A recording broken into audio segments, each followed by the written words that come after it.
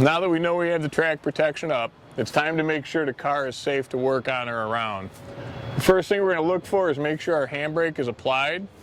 There's no white links next to the handbrake wheel. The chain is tight, and I can't pull the wheel anymore. The next thing we're going to do is walk over to where the brake shoe touches the wheel. We're going to make sure the brake shoes are up against the wheel and tight, and then we put a wheel chock at each end of the car. Now we're going to start our car inspection process. We're going to look at the coupler. We're going to make sure the knuckle pin is in one piece, that there's a cotter pin and the pin is one length. We're going to look at our knuckle, make sure there's no cracks or dents in it. We're going to make sure there's no wear or damage. The coupler should hang free about 2.5 feet off the top of the rail, and we don't want to see any bends or cracks in that drawbar. We're going to look at our angle cock. This one is open because it's on the end of the train they're going to pick up. We're going to look at our hose and hanger. We're going to make sure the hanger is on and works.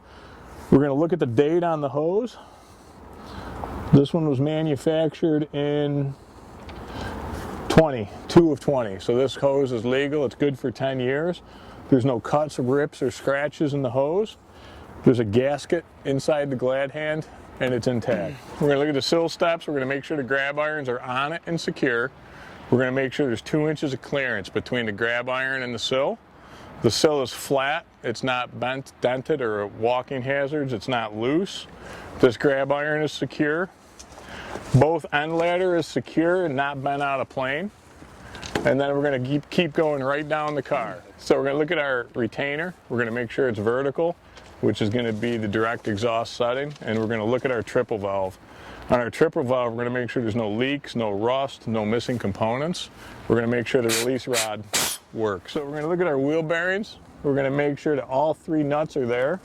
The lock ring is there. There's no grease coming out around the wheel bearings. The adapter plate is in and secure.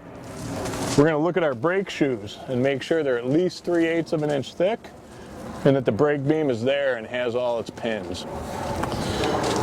Looking at the truck side frame, we're going to look at the wear plate on either side of the truck and make sure that it's up and bolted in, it's not dropped down here.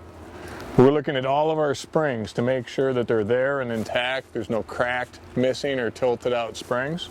We're going to look at the side bearing, make sure there's no clearance between the side bearing on the car and a constant contact bearing, that the bearing is in there with no visible signs of damage. We're going to look at all the wheels, each wheel individually, and we're looking for any flat spots, chunks missing out of the wheel, cracks in the bell of the wheel, and then we look at our other wheel bearing while we're here. We want to look for this brake badge right here. It has to be on the side of the car. It has the car's number on it, and it tells what sizes of brake rigging a car is supposed to have. We're going to look at our brake cylinder and all the piping. We want 6 to 9 inches of travel. That one's about 6. It can be out to about here. 6 to 9 inches of travel on that piston. We're going to look at the slack adjuster, make sure it's there and seems to be functioning. All the pins are in, and then it has an open and spread cotter pin so that we know it's functioning.